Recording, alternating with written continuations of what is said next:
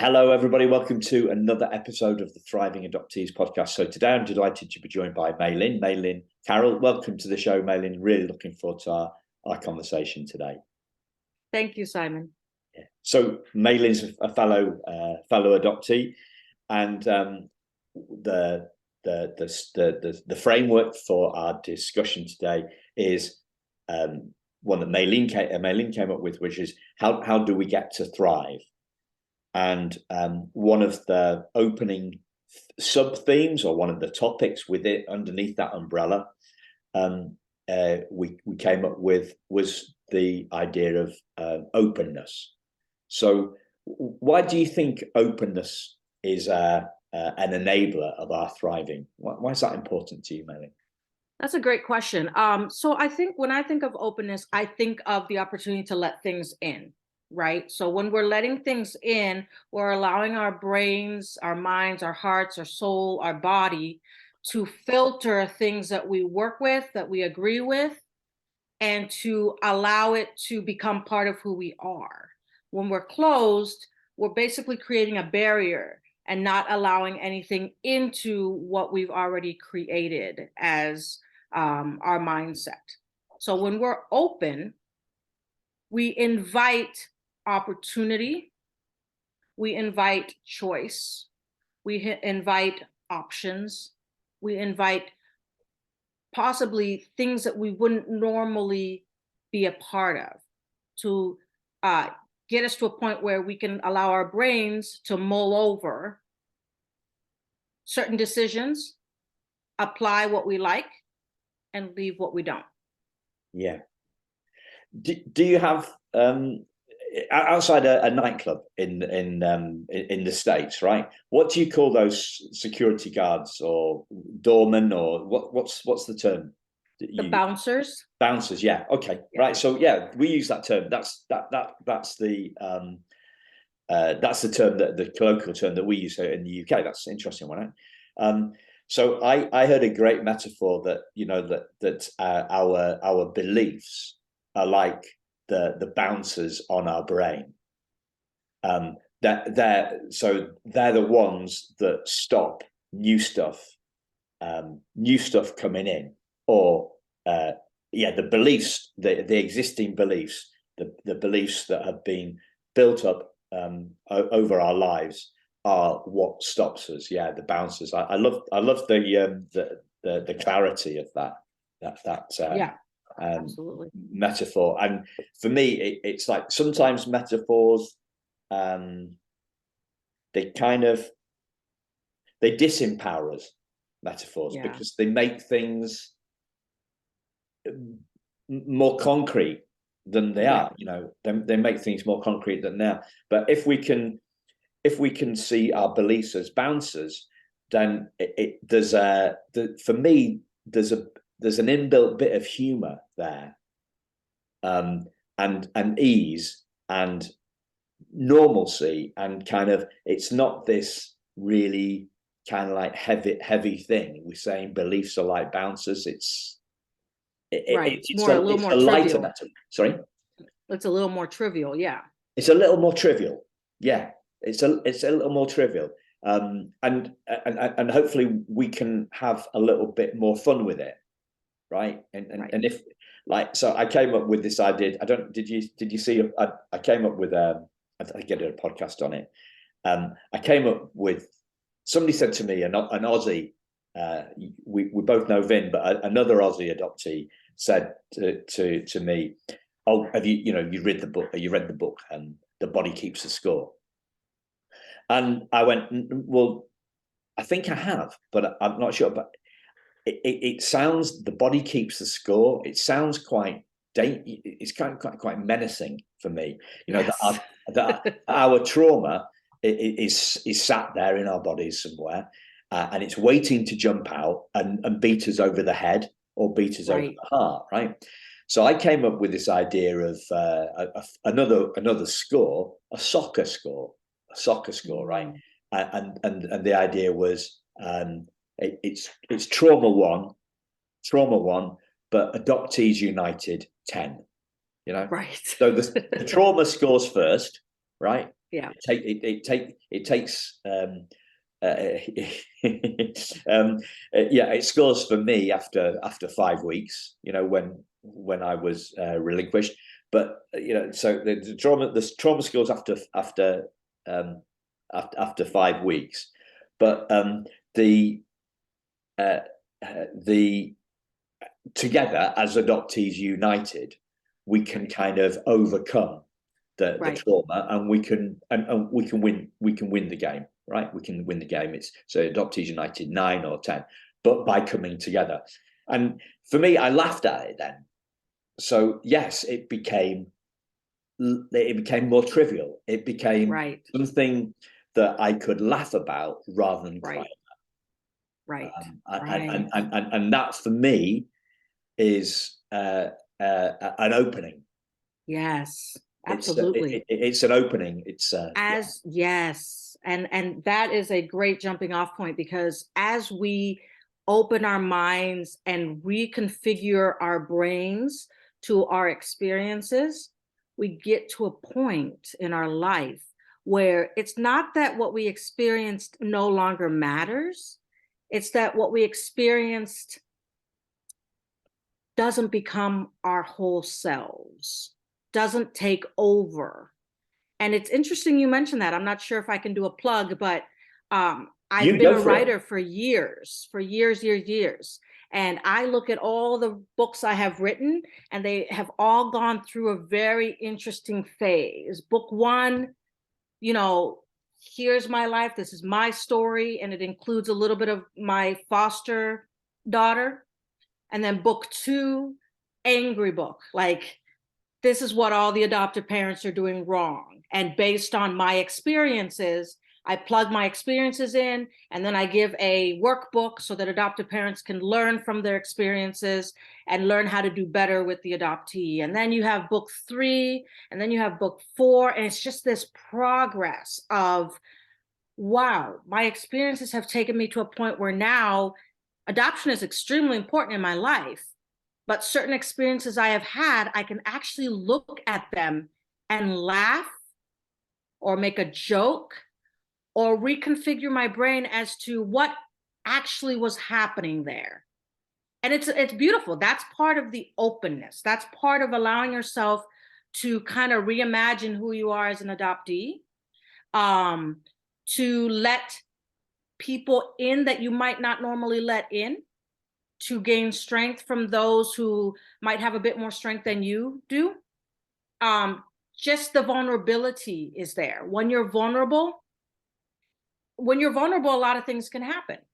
But if you take on the perspective of, I want this to make me thrive, then you're going to be gaining a lot of insight. Yeah. But when I look at all the writing that I've done, I am now at a point, my last book, The Perks of Being an Adoptee, is actually a book where I am able to look at my experiences, create an understanding, and also create some humor within that understanding. So like you said, it becomes trivial, not less important. Okay. Wow, there's so much there. Maline. I'm getting goosebumps.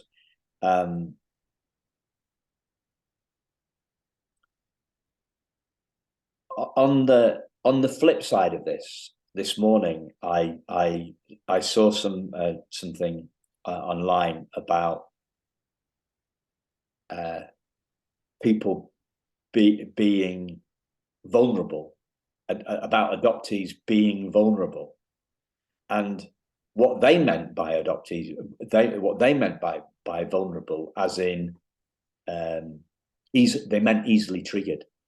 They didn't mean open to change. So it's an interesting word, this vulnerability. So I think it's I associate vulnerability with kind of sharing your SH1T. Like that's one word. That's probably my that's the main connotation I have with the word Right. vulnerability. But this woman meant sensitive and insecure. And you've given it a third meaning, which is openness. And I love that. I love it because I think it's about letting the drawbridge down on the castle. Right. It's allowing stuff in. Correct. Whereas I was thinking it's standing at the top of the on the castle walls, talking out. Stuff out. You mean it? You mean it letting in? Correct. Yep. And I guess I would be concerned about the insensitivity piece. That we're at risk. As adoptees, we're vulnerable. We're at risk. Right. And if we're at risk, it's back to the kind of the body keeps the score then. So I'm at risk. I'm going to be triggered. My emotions are going to engulf me. I'm going to lose my grounding. I'm feeling small. I'm feeling under threat. Why is the world against me? And that take on vulnerability, is a tricky one. And so the cognition, metacognition, right? So no, go for it. I don't know. Okay, so as a teacher, I've been a teacher for years, and I love the field, don't like the parents. Kids are great, parents are, SH1T sometimes. But when I think of cognition, it's something right? So you learn things. You've opened your brain to learn information, things from the university or from other people, or the universe is coming into your brain, and you're grasping it for you, and you're going to use it. You're going to find a way to use it so that you can take it and throw it back out into the universe. Like breathing, we breathe in, right? And then we breathe out oxygen, right? We breathe out carbon monoxide. We breathe in oxygen, right? And if I said that wrong, I apologize. I'm not a scientist. But when I think of vulnerability, I think of vulnerability in like several stages. You have a mental vulnerability, all right? Then you have an emotional vulnerability. And then you have like a psychological vulnerability. And then you also have like a personal vulnerability. And what I'm talking about in the adoption world, the personal vulnerability is more, what can I gain from opening my mind? It's about me. It's a selfish vulnerability.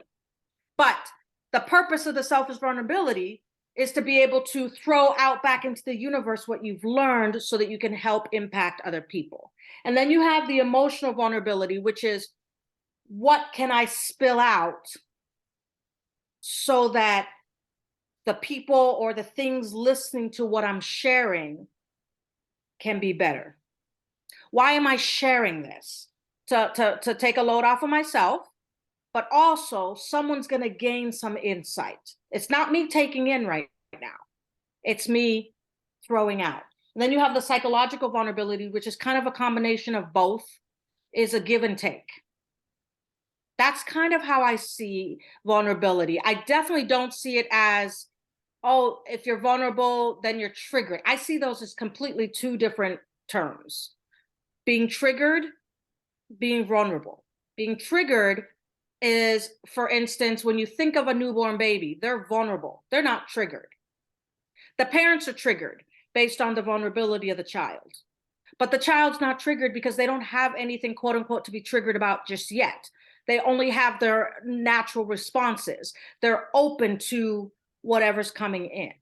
Now, as we experience life, certain things can set us off. And that's where the triggered is. And when I think of adoptees and being triggered, I think of adoptees struggling with certain components of their experience that have yet to be harnessed and it creates a trigger response, because either they have not had time to heal in certain areas, or they're in positions where they can't really leave where they are. There's a lot of reasons that one gets triggered, but it's interesting because I no longer get triggered about things I used to get triggered about years ago. And for me, it's because adoption has become more trivial to me, still very important in my life, but it's not the guiding force or decision maker anymore for me. Adoption does not decide for me whether I'm going to thrive or not. Can I try something that happened to me today? Because absolutely, when you said that triggering is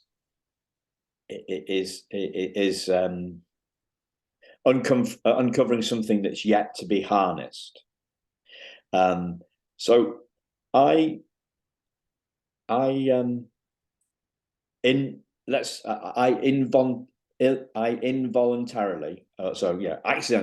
accidentally caused some upset in an adoptee Facebook group, and I apologized, and the apology actually poured fuel on the flames. And looking back now, I can see that my apology, I did it in a bit of haste, and it didn't go far enough. It wasn't a great response in hindsight. And the response to my apology revealed that to me, and then and it caused an explosion within the fellow adoptee and another adoptee that's in the group. And when I saw their explosion, it triggered me.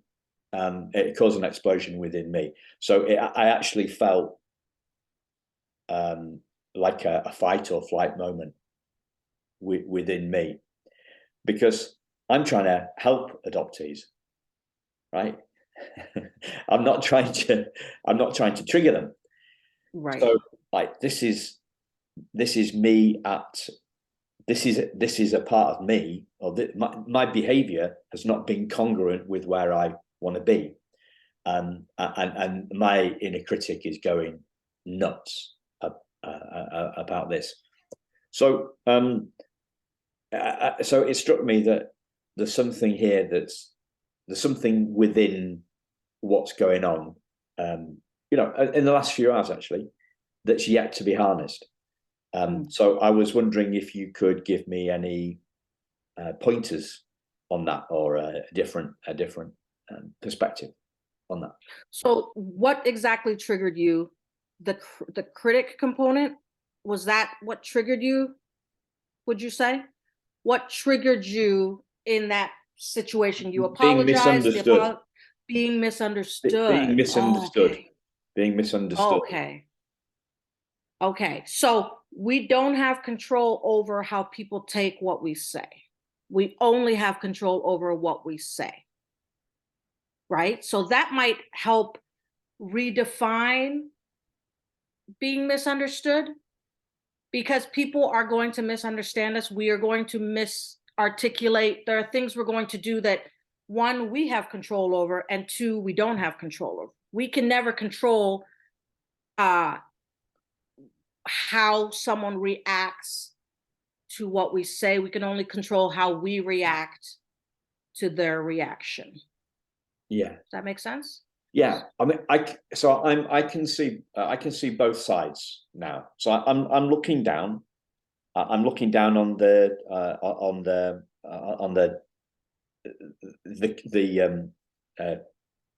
words on the page, right? I'm looking down, and I can see, yes, my words could have been a lot better,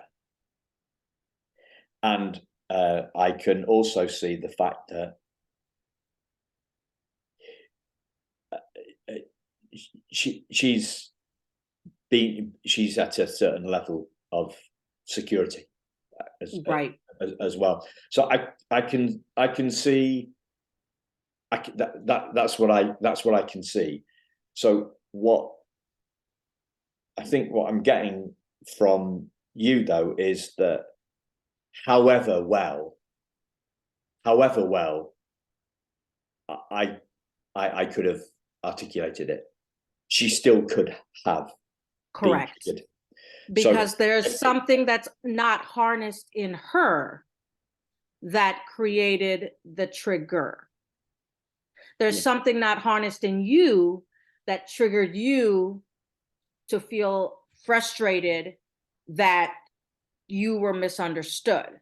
So once you're able to understand the fact that there's certain things you can control in conversations and there's certain things you can't control in conversations, that should help a little bit with understanding that, all right, let me put this out there. This is you being open. This is them being vulnerable. This is you being open, and then it not going as 100% as planned, but understanding that, yes, of course, there's things I could have changed.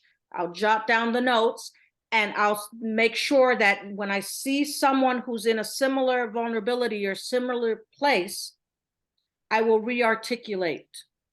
Yeah. I don't have to repeat the mistake because I'm open enough to go back and review and take notes and review the footage.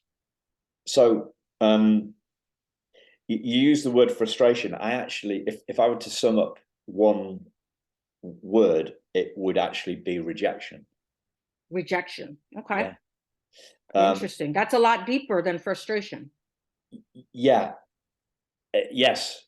Yeah. I wasn't, I have had those moments when I think, but I think for me it's taking the learning. It's taking the learning, and also in the knowledge that the response is never going to be perfect. Which is different than rejection, by the way. Yes. Sorry. Does that make sense? So rejection is a feeling that you felt, which is understandable. But are you being rejected as a person, or are you being rejected based on what you are trying to teach? Because I feel like those are two separate things.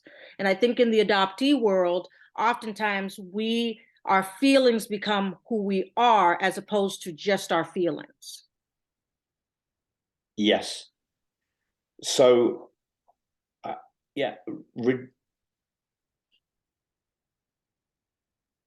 I think I felt actually this is a massive point, and we're going to get onto it. I really want to dig into this, the separating of feeling from being, because for me, I think it's like the Holy Grail. Yes.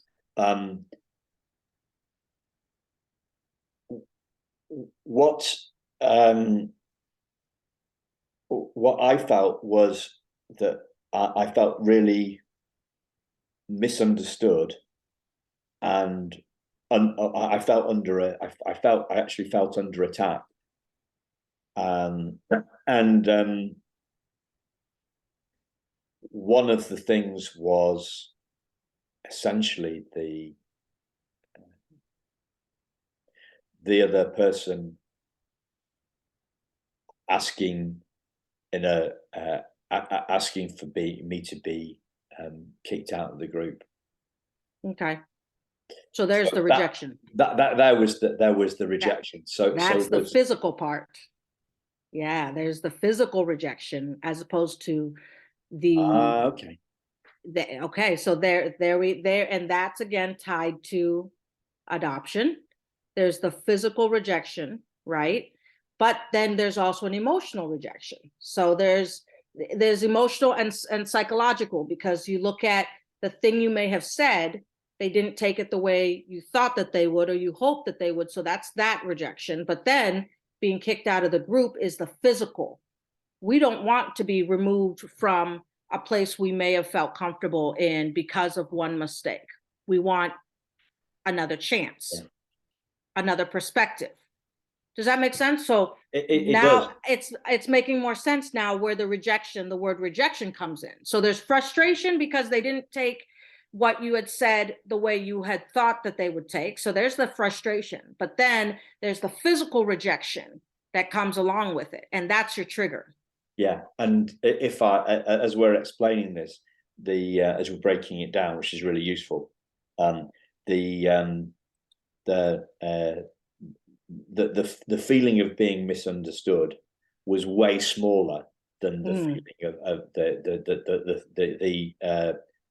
I call this, when I'm talking about this myself, I call it the projection of rejection. Yeah. Yeah. It's coming from within me, right. It's actually not me coming from her. She has issue treatment. So let's go. So that's very useful. So let's move on to this separation of feeling and being. So you said that they're often intertwined, I think was the word you used. Was the word intertwined? Well, actually they're separate, but oftentimes you're right. They are intertwined. They are technically intertwined because we as a whole have a whole array of components that make us who we are, right? We're not just a bunch of cells put together, atoms, etc. There's so much more to us. Sometimes we combine something that actually in reality should be separated. Like the brain and the heart, they work together, but they're separate components. And they function for different things, which is interesting because if we separate and we don't acknowledge the separation, that's where, quote unquote, the body keeps score. Because the body will always unite us in our experiences. So if we're separating it and not acknowledging the unity that's there, that's where we get the score.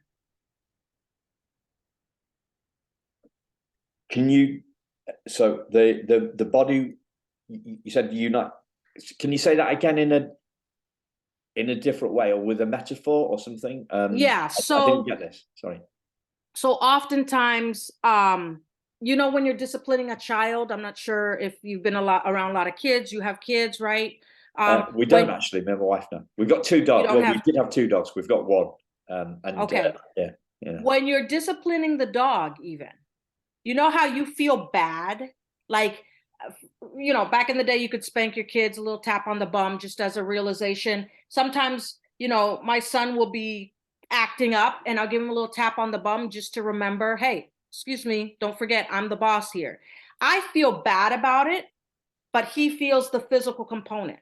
So if I don't acknowledge the physical component that was the pat on the bum, his body will always feel that.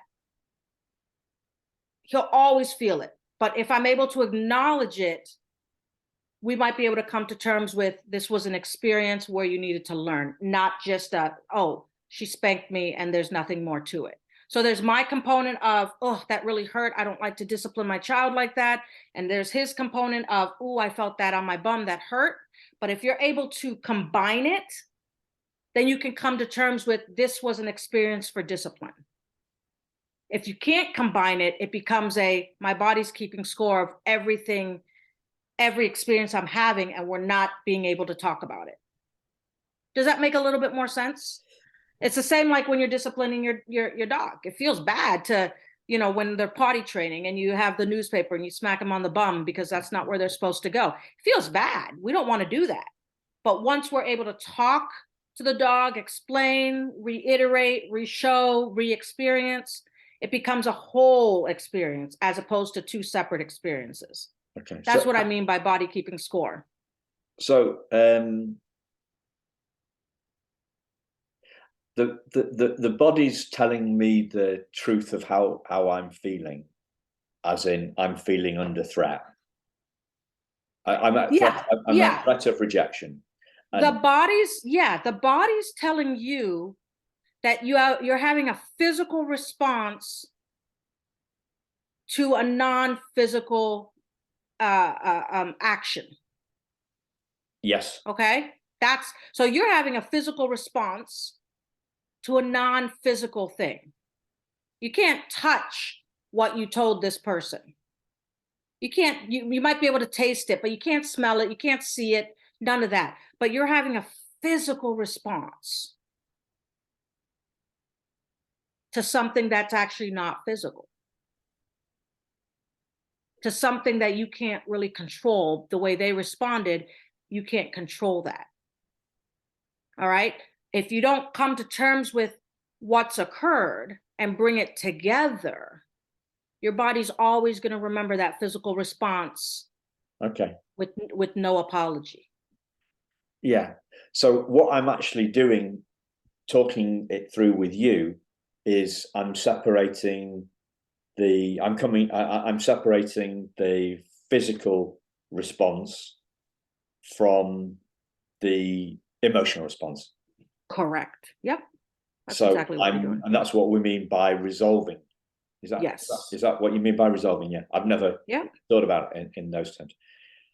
So, but on the whole, but why we're doing this, listeners? So we started talking about openness, and I'm being open, rather than the other response could have been, I could have shut down, which and blamed her, right? I could have said, okay, well, forget about it. She's obviously in a really bad space.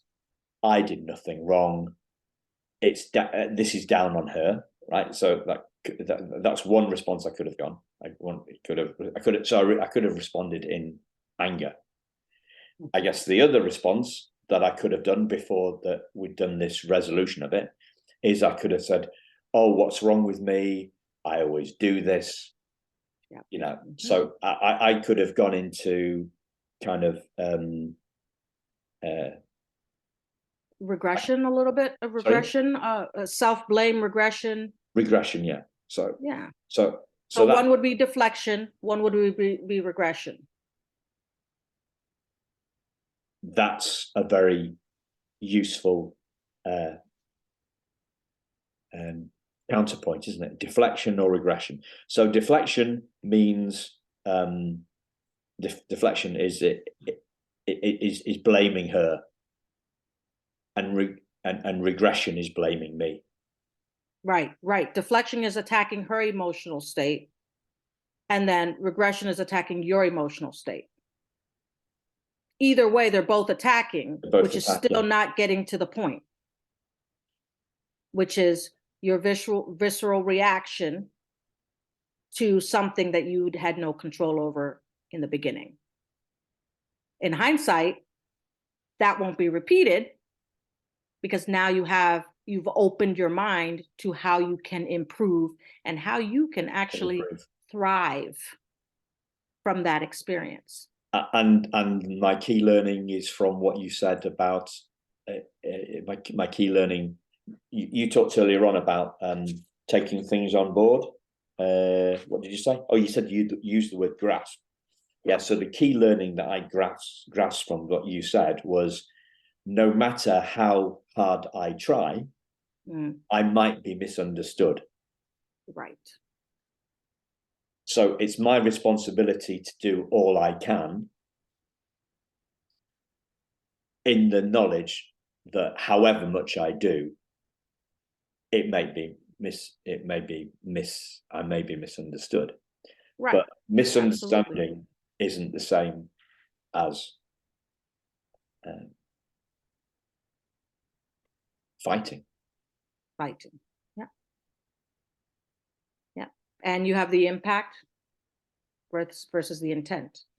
Your intent was not to harm, but the impact harmed. So it's in learning what the impact was that you become a better person for the next situation. Just because you step on my toe and you didn't step on it hard, it could still hurt.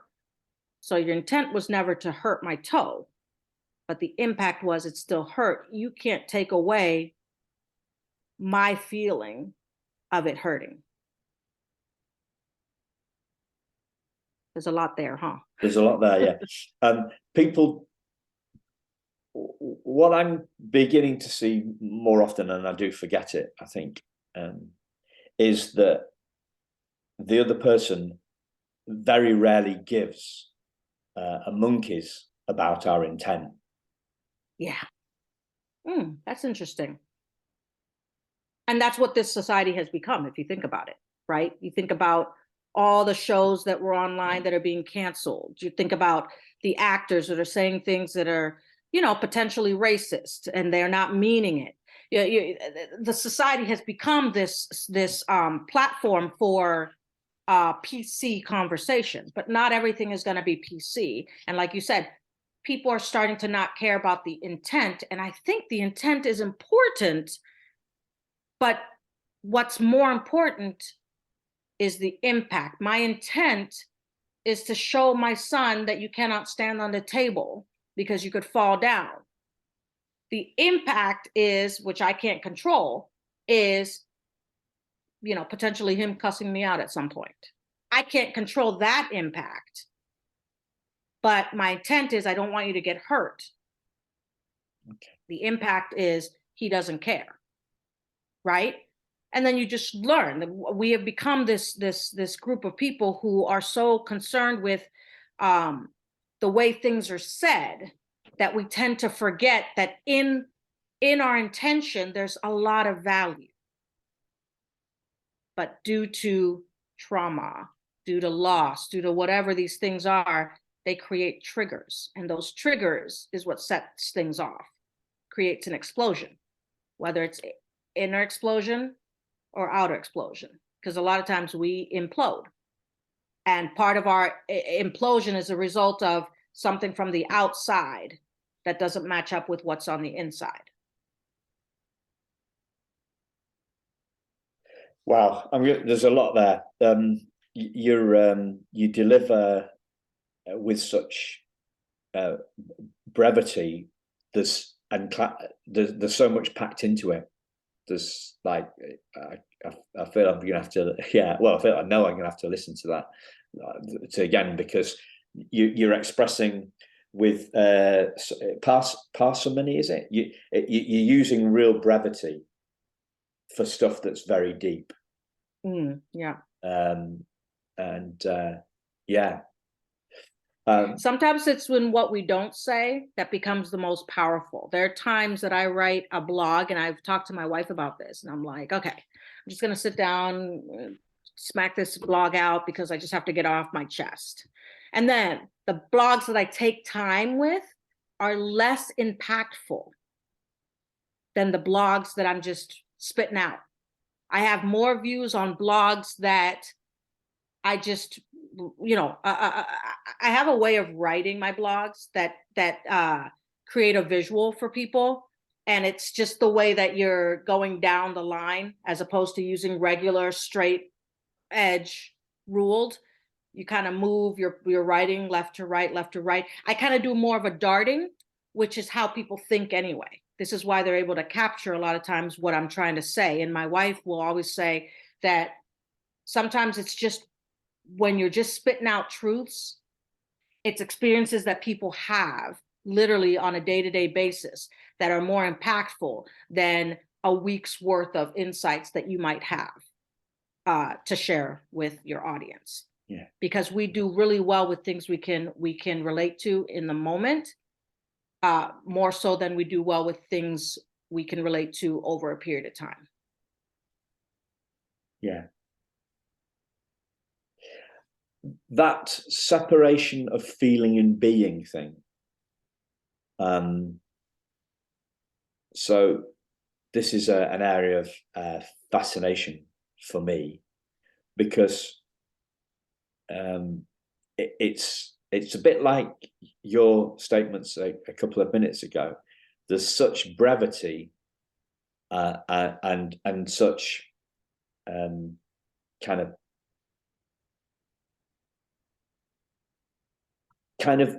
I know this, but I don't know this around it. So we say, I am sad. But we've missed out the word feeling between am and sad. So our feeling gets mixed up in our being. And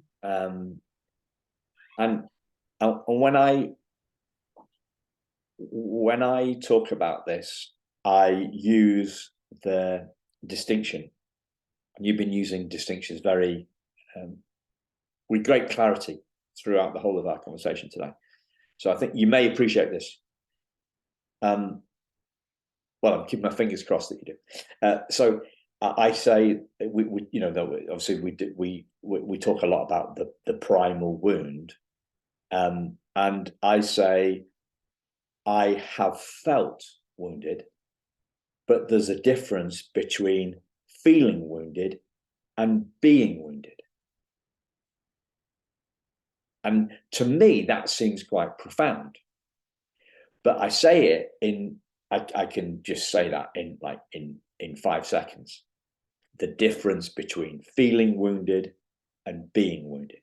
There is a difference between feeling wounded and being wounded. And to me, it's very profound, but it often goes straight past everybody's. They just go straight for it. Do you see a difference between that? Do you see the difference between feeling wounded and being wounded? Okay. Absolutely. So when I think of feeling wounded, it's something that hasn't actually physically affected me. And being wounded is something that physically has affected me. Now, the physical can become emotional, but the emotional often doesn't become the physical. That's kind of how I see it. So I fell down the other day with my son. I was wounded. But the after effect of that falling, I still feel wounded because it became part of my emotions. So she's talking about, she's using a metaphor. She's making the non-physical physical. She's making something that is abstract concrete. She's putting the suit on the invisible man so that we can see the invisible man, right? That's what a metaphor does. It makes something that is non-physical physical, and then so our brains can get our heads around it.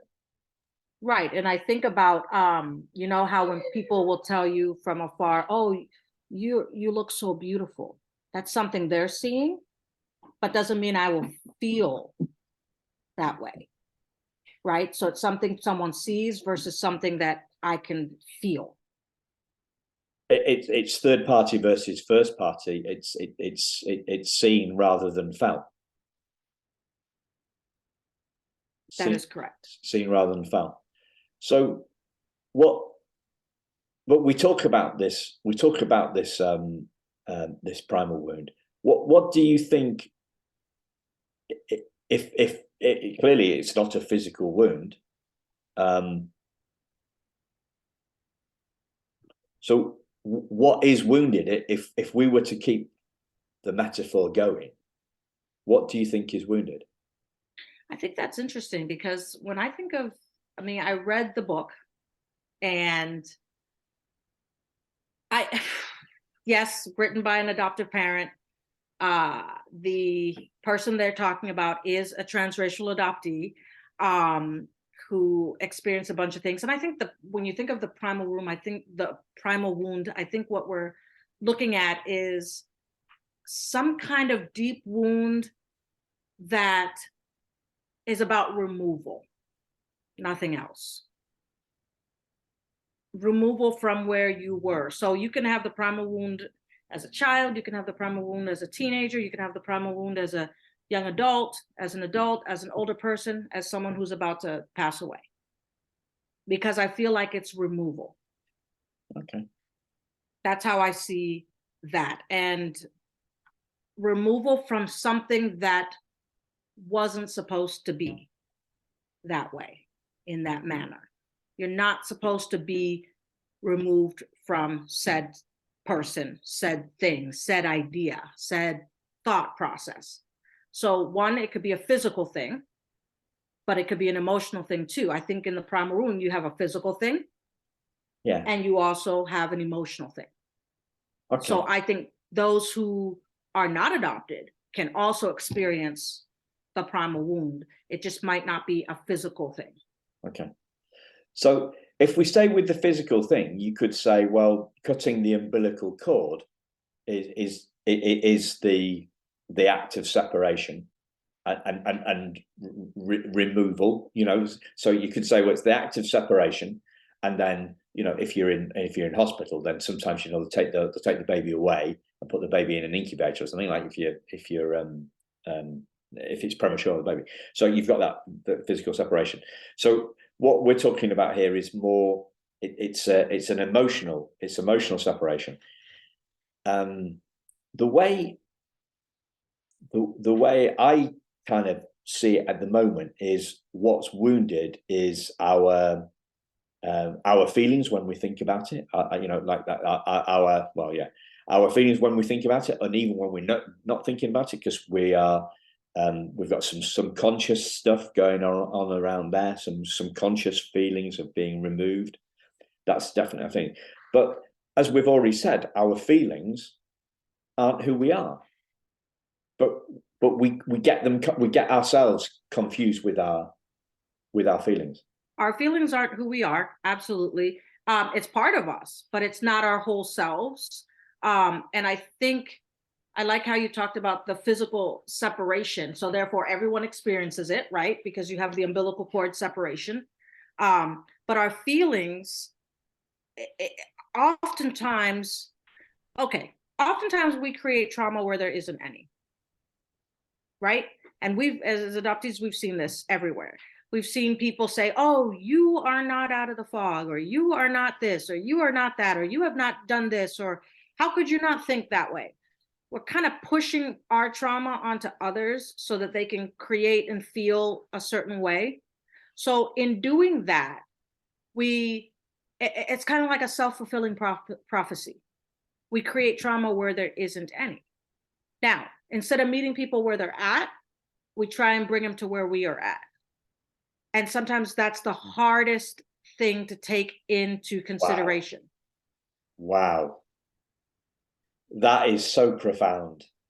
And I say this because I've done it. And part of my growth as an adoptee, and part of my desire and my now thriving mentality is to move away from that. Because we relate best to people who have had similar experiences that we have had, right? That's why we get into the groups, so that we can collaborate, so that we can figure out, oh, okay, you had this trauma. Okay, I had this trauma. Okay, we can talk, we can relate to each other. At times we try to up our traumas to see who has the most trauma, who's mostly affected, etc. But too often, especially in the adoptee group, or especially in groups where there's so much trauma and abuse, we try and bring people to that stage instead of meeting people in the stage that they're at, which is, and I'm going to say this, which is why people are triggered, because they're not ready to be here. They're still here.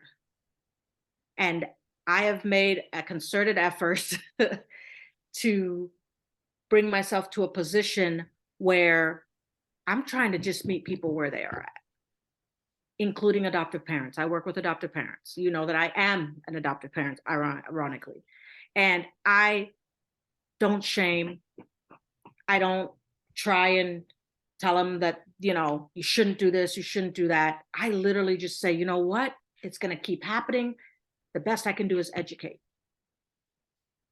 And I think that's where we lose our openness, is when we're trying to drag people into our doom in a way, because sometimes we're more comfortable being in it than open ourselves up to, wait a second, they're not here just yet. Oh crap, I said something that hurt them. I'm going to apologize. I'm going to understand and articulate that my apology. And then I'm going to move on. Because if I stay in one place, then I'm not thriving. Staying in one place is not thriving. Thriving is an active verb. You thrive, there's your noun. But if you're thriving, you're actively doing it on a daily basis. Therefore, you cannot stay in one place ever. And I'm talking about mentally, not talking about physically. I'm not talking about really, I'm talking about mentally and emotionally. You should always be searching for that opportunity to thrive on a daily basis. That's where you keep yourself open. Fantastic. Well, you've definitely helped me move forward today, Maline. I'm glad I could do that. Thank you. Thank you. So where should people find out more about you and your books? Well, I don't know if this will be in the show notes. I'm assuming it will be. It will be. I will write it down in the show notes, but yeah. Perfect. So lulu.com, you can find all of my writing pieces there. I do have a blog. It's called solifegoeson.com. I have to double check it to make sure it's actually up and running, because after having a baby, everything just kind of went by the wayside. And then through Amazon, you can find my writing. My author name is Mae Claire, MAE space CLAIRE. Okie dokie. So thank you very much, Maline. That's been great. I really enjoyed that, and hopefully you have enjoyed it too, listeners. And I do say this a lot, but I'm going to say it again. People say, well, how do I do this? How do I have insights? How do I stay open? And the good news is, listeners, you have been doing it for the last hour. That's what you have done. You have opened yourself up. You have not been, you have been intentionally moving forward and moving towards thriving, as Maline said. You are doing this already. So I would encourage you to do more of the same. And I don't usually do the plug and stuff, but yeah, subscribe. If you're not already subscribed to the podcast, subscribe to the podcast so you keep on getting these. And if you want to do, share the podcast with your friends. If you want to do it, if you want to like the podcast and put a comment on it, it'll help more adoptees find it. And together, as we say, Adoptees 1, Trauma 1, Adoptees United 10. Thank you very much, Maline. Thank you, listeners. And just before I finish, actually, is there anything that you'd like to share, Maline, before I... No, I really like what you said. I love how you end it, Trauma 1, Adoptees 10. I love it because it really is about the tribe, okay? It really is about the tribe. And just like Simon mentioned, if you want to continue to thrive, you continue to keep yourself open by subscribing to podcasts like these, by putting yourself in positions you wouldn't normally put yourself in, because that's how you learn and that's how you're forced to be open. Brilliant. So thank you, Simon. Much, Maline. Thank you, listeners. Thank you. We will speak to you very soon. Bye-bye.